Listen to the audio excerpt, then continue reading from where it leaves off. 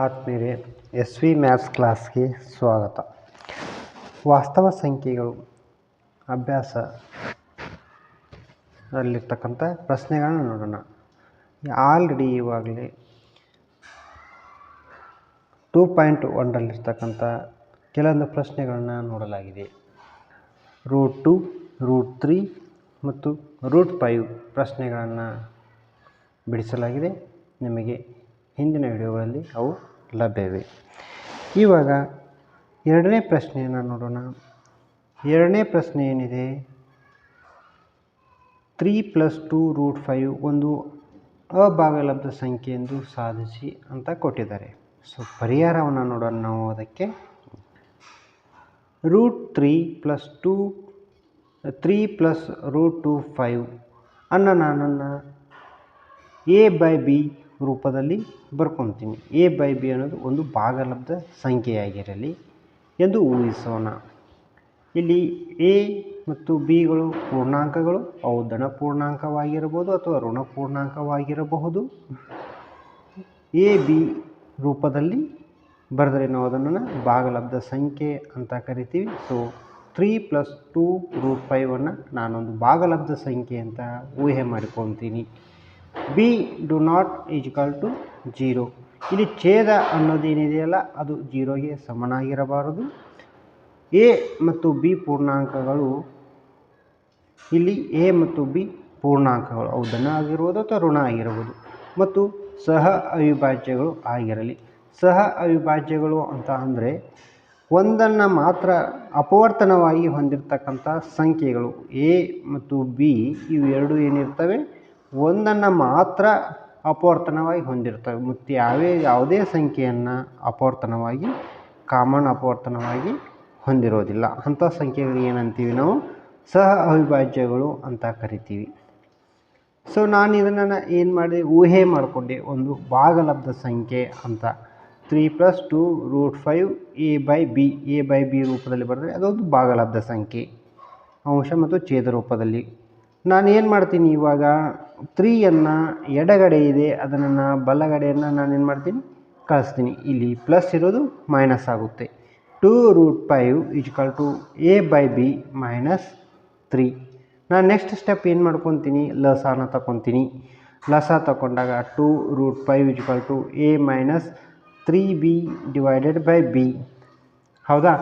ಈಗೇನು ಮಾಡ್ತೀನಿ, ನಾನು ಎರಡನ್ನು ನಾನು ಇಲ್ಲಿ ಗುಣಾಕಾರ ಇದೆ, ಇಲ್ಲಿ ಎಡಗಡೆ ಕಳಿಸ್ತೀನಿ, ಬಲಗಡೆ ಕಳಿಸ್ತೀನಿ. ಎಡಗಡೆಯಿಂದ ಇಲ್ಲಿ ಗುಣಾಕಾರ ಇದೆ, ಈ ಕಡೆ ಬಲಗಡೆ ಹೋದಾಗ ಏನಾಗುತ್ತೆ, ಡಿವಿಷನ್ ಆಗುತ್ತೆ. ಹೌದಾ? √5 = a - 3b / 2b.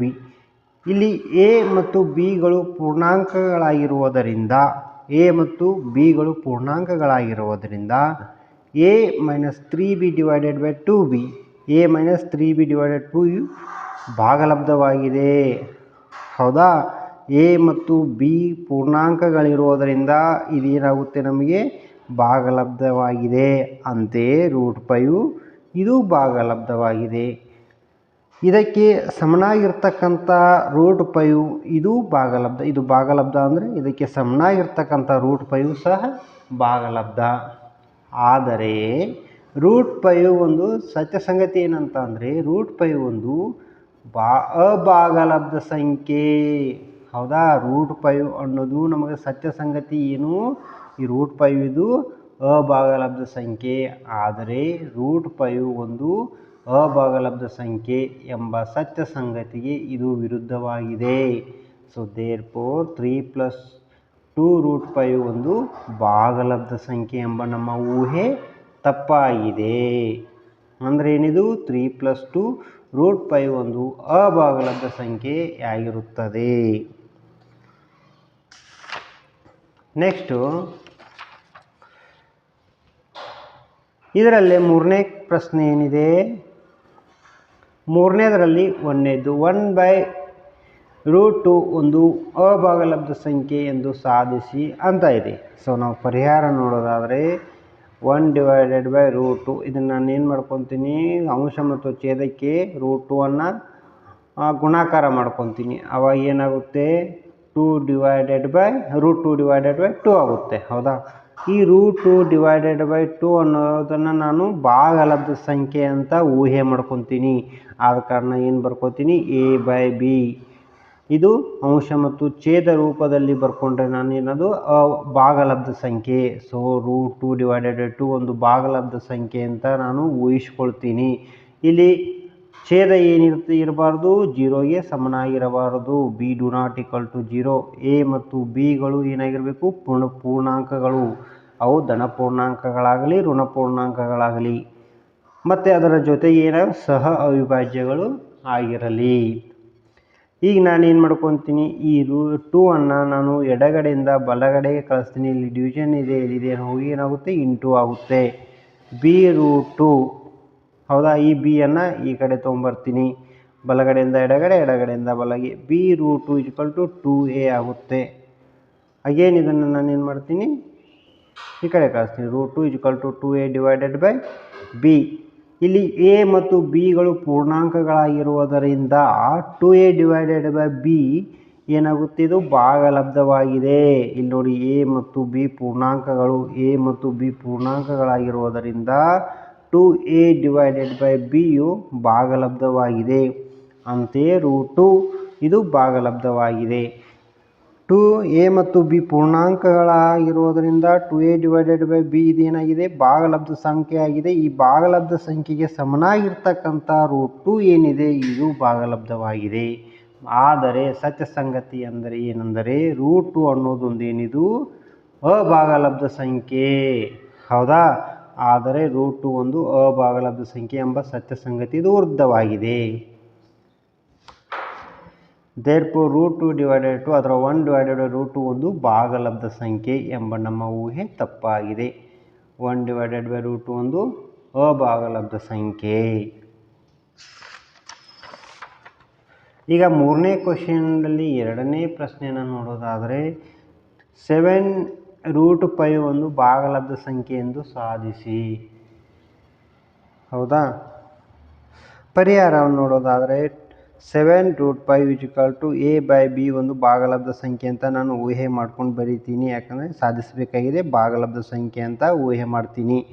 ಸೊ ಇಲ್ಲಿ a b ಅನ್ನೋದೇನು, ಎರಡು ಪೂರ್ಣಾಂಕಗಳು. b ಯಾವಾಗಲೂ 0ಗೆ ಸಮನಾಗಿರಬಾರದು. b≠0 ಸಂಖ್ಯೆ ಆಗಿರಲಿ ಎಂದು ಊಹಿಸುತ್ತೇನೆ. b≠0. a ಮತ್ತು bಗಳು ಪೂರ್ಣಾಂಕಗಳು ಮತ್ತು ಸಹ ಅವಿಭಾಜ್ಯಗಳು ಆಗಿರಲಿ. ಸಹ ಅವಿಭಾಜ್ಯಗಳಂತಂದರೆ ನಾನು ಹೇಳಿದ್ದೀನಿ, ಸಹ ಅವಿಭಾಜ್ಯಗಳಂತಂದರೆ ಏನು, ಒಂದನ್ನು ಮಾತ್ರ ಅಪವರ್ತನವಾಗಿ ಹೊಂದಿರುತ್ತವೆ. a b ಅನ್ನೋದು ಏನಿರ್ತವೆ, ಒಂದನ್ನು ಮಾತ್ರ ಅಪವರ್ತನವಾಗಿ ಹೊಂದಿರುತ್ತವೆ. ಅದರ ಹೊರತು ಈ ಬೇರೆ ಯಾವುದೇ ಸಂಖ್ಯೆಗಳನ್ನು ಕಾಮನ್ ಆಗಿ ಅಪವರ್ತನ ಹೊಂದಿರುವುದಿಲ್ಲ. ಇಲ್ಲಿ ನೋಡಿ 7√5 ಏನಿದೆ ಇದನ್ನು ನಾನು ಬರ್ಕೊಂಡಿದ್ದೀನಿ. ಇವಾಗ ಏನು ಮಾಡ್ತೀನಿ, 7 ಎಡಗಡೆಯಿಂದ ಬಲಗಡೆ ಕಳಿಸ್ತೀನಿ. ಏನಾಗುತ್ತೆ, ಡಿವಿಷನ್ ಆಗುತ್ತೆ. √5 a/7b. a ಮತ್ತು bಗಳು ಇಲ್ಲಿ ಪೂರ್ಣಾಂಕಗಳು. a ಮತ್ತು bಗಳು ಪೂರ್ಣಾಂಕಗಳಾಗಿರುವುದರಿಂದ a/7b ಇವು ಭಾಗಲಬ್ಧವಾಗಿದೆ. a/7b ಭಾಗಲಬ್ಧ. ಇವೆರಡು ಪೂರ್ಣಾಂಕಗಳಿರುವುದರಿಂದ ಈ ಸಂಖ್ಯೆ ಏನಾಗುತ್ತೆ, ಭಾಗಲಬ್ಧ ಸಂಖ್ಯೆ ಆಗುತ್ತದೆ.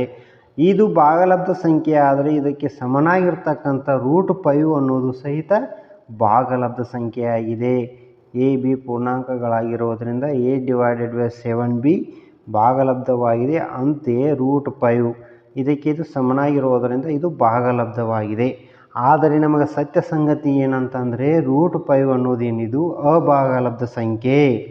ಆದರೆ √5 ಒಂದು ಅಭಾಗಲಬ್ಧ ಸಂಖ್ಯೆ ಎಂಬ ಸತ್ಯ ಸಂಗತಿಗೆ ಇದು ವಿರುದ್ಧವಾಗಿದೆ. 7√5 ಒಂದು ಭಾಗಲಬ್ಧ ಸಂಖ್ಯೆ ಎಂಬ ನಮ್ಮ ಊಹೆ ತಪ್ಪಾಗಿದೆ. ಇಲ್ಲಿ ಏನಾಗುತ್ತೆ, ನಮ್ಮ ಊಹೆ ತಪ್ಪಾಗುತ್ತೆ. ಯಾಕಂತ ಅಂದರೆ √5 ಅನ್ನೋದು ಒಂದು ಭಾಗಲಬ್ಧ ಸಂಖ್ಯೆ, ಹೌದಾ. ಆದ್ದರಿಂದ 7√5 ಒಂದು ಅಭಾಗಲಬ್ಧ ಸಂಖ್ಯೆಯಾಗಿದೆ. ಈಗ ಮೂರನೇ ಕ್ವಶನ್ನಲ್ಲಿ ಮೂರನೇದು ನೋಡೋದಾದರೆ 6 + √2 ಒಂದು ಭಾಗಲಬ್ಧ ಸಂಖ್ಯೆ ಎಂದು ಸಾಧಿಸಿ ಅಂತ ಇದೆ. 6 + √2 ನಾನು a/b ಒಂದು ಭಾಗಲಬ್ಧ ಸಂಖ್ಯೆ ಅಂತ ಊಹೆ ಮಾಡ್ಕೊಂಡು ಬರೀತೀನಿ. ಸಂಖ್ಯೆ ಆಗಿರಲಿ, ಊಹಿಸೋಣ. a ಮತ್ತು b ಅನ್ನೋದು ಏನು, ಪೂರ್ಣಾಂಕಗಳು, ಹೌದಾ. ಬಿ ಯಾವಾಗಲೂ ಜೀರೋಗೆ ಸಮನಾಗಿರಬಾರದು. B do not equal to zero. A ಬಿಗಳು ಸಹ ಅವಿಭಾಜ್ಯಗಳು ಆಗಿರಲಿ. ಹೌದಾ, ಒಂದು ಭಾಗಲಬ್ಧ ಸಂಖ್ಯೆ ಆಗಿರಲಿ ಎಂದು ಊಹಿಸೋಣ. B do not equal to zero. A ಮತ್ತು ಬಿಗಳು ಪೂರ್ಣಾಂಕಗಳು ಮತ್ತು ಸಹ ಅವಿಭಾಜ್ಯಗಳು ಆಗಿರಲಿ. ಇವಾಗ ನಾನು ಏನು ಮಾಡ್ತೀನಿ, ಇಲ್ಲಿ ಆರನ್ನು ಎಡಗಡೆಯಿಂದ ಬಲಗಡೆ ಕಳಿಸ್ತೀನಿ. ಇಲ್ಲಿ ಏನಿದೆ ಪ್ಲಸ್ ಇದೆ, ಈ ಕಡೆ ಹೋದರೆ ಎಡಗಡೆಯಿಂದ ಬಲಗಡೆಗೆ ಹೋದರೆ ಏನಾಗುತ್ತೆ, ಅದು -6 ಆಗುತ್ತೆ. So √2 = a divided by b -6. ಇಲ್ಲಿ ನಾನು ಲಸಾವನ್ನು ತೆಗಿತೀನಿ. ಅವಾಗ ಏನಾಗುತ್ತೆ, a -6b divided by b. √2 = a -6b divided by b. a ಮತ್ತು b ಅನ್ನೋದಿಲ್ಲಿ ಇವು ಪೂರ್ಣಾಂಕಗಳಾಗಿವೆ. ಸೊ ಪೂರ್ಣಾಂಕಗಳಾಗಿರೋದ್ರಿಂದ a -6b divided by b ಅನ್ನೋದೇನಾಗುತ್ತೆ, ಇದು ಒಂದು ಭಾಗಲಬ್ಧ ಸಂಖ್ಯೆಯಾಗುತ್ತದೆ. ಹೌದಾ, ಇದಕ್ಕೆ ಭಾಗಲಬ್ಧ ಸಂಖ್ಯೆಗೆ ಸಮನಾಗಿರ್ತಕ್ಕಂಥ √2 ಸಹ ಒಂದು ಭಾಗಲಬ್ಧ ಸಂಖ್ಯೆ. ಇಲ್ಲಿ ನೋಡಿ, a ಮತ್ತು b ಪೂರ್ಣಾಂಕಗಳಾಗಿರೋದರಿಂದ a -6b divided by b ಒಂದು ಭಾಗಲಬ್ಧವಾಗಿದೆ. ಅಂತೆಯೇ √2 ಇದು ಭಾಗಲಬ್ಧವಾಗಿದೆ. a b ಏನಿದೆ ಪೂರ್ಣಾಂಕಗಳಿರೋದ್ರಿಂದ ಇದು ಭಾಗಲಬ್ಧ ಆಗುತ್ತದೆ. ಇದು ಭಾಗಲಬ್ಧಕ್ಕೆ ಸಮನಾಗಿರ್ತಕ್ಕಂಥ √2 ಸಹ ಒಂದು ಭಾಗಲಬ್ಧ ಆಗುತ್ತದೆ. ಬಟ್ ಆದರೆ ಸತ್ಯ ಸಂಗತಿ ಏನಂತಂದರೆ, √2 ಅನ್ನೋದೊಂದು ಅಭಾಗಲಬ್ಧ ಸಂಖ್ಯೆ. ಇಲ್ಲಿ ನೋಡಿ, √2 ಭಾಗಲಬ್ಧವಾಗಿದೆ, ಆದರೆ √2 ಒಂದು ಅಭಾಗಲಬ್ಧ ಸಂಖ್ಯೆ ಎಂಬ ಸತ್ಯ ಸಂಗತಿ ಇದು ವಿರುದ್ಧವಾಗಿದೆ. 6 + √2 ಒಂದು ಭಾಗಲಬ್ಧ ಸಂಖ್ಯೆ ಎಂಬ ನಮ್ಮ ಊಹೆ ತಪ್ಪಾಗಿದೆ. ಇಲ್ಲಿ ನಮ್ಮ ಊಹೆ ತಪ್ಪಾಗುತ್ತದೆ. ಸೊ ಆದ್ದರಿಂದ 6 + √2 ಒಂದು ಭಾಗಲಬ್ಧ ಸಂಖ್ಯೆಯಾಗಿದೆ. ವಿದ್ಯಾರ್ಥಿಗಳೇ, ಇಲ್ಲಿಗೆ ಇಲ್ಲಿ ಇರ್ತಕ್ಕಂಥ ಈ ಪ್ರಶ್ನೆಗಳನ್ನು ನೀವು ಪರ್ಫೆಕ್ಟ್ ಮಾಡಿದ್ದೇ ಆದರೆ 2 ಅಥವಾ 3 ಮಾರ್ಕ್ಸಿಗೆ ಇವು ನಿಮ್ಮ ಪಾಕೆಟಲ್ಲಿ ಇದ್ದ ಹಾಗೆ. ಮೋಸ್ಟ್ ಇಂಪಾರ್ಟೆಂಟ್ ಕ್ವಶನ್ಸ್ ಅಂತಂದರೆ √2, √3, √5 ಈ ಒಂದು ಅಭಾಗಲಬ್ಧ ಸಂಖ್ಯೆ ಎಂದು ಸಾಧಿಸಿ ಅಂತ ಕೇಳ್ತಾರೆ. ಆಲ್ಮೋಸ್ಟ್ ಅವು ರಿಪೀಟ್ ಆಗುತ್ತವೆ. ಅದನ್ನು ಪರ್ಫೆಕ್ಟ್ ಮಾಡಿ. ಈ ವಿಡಿಯೋ ನಿಮಗೆ ಇಷ್ಟ ಆಗಿದ್ದರೆ ಒಂದು ಸಬ್ಸ್ಕ್ರೈಬ್ ಮಾಡಿ, ಶೇರ್ ಮಾಡಿ. Thank you.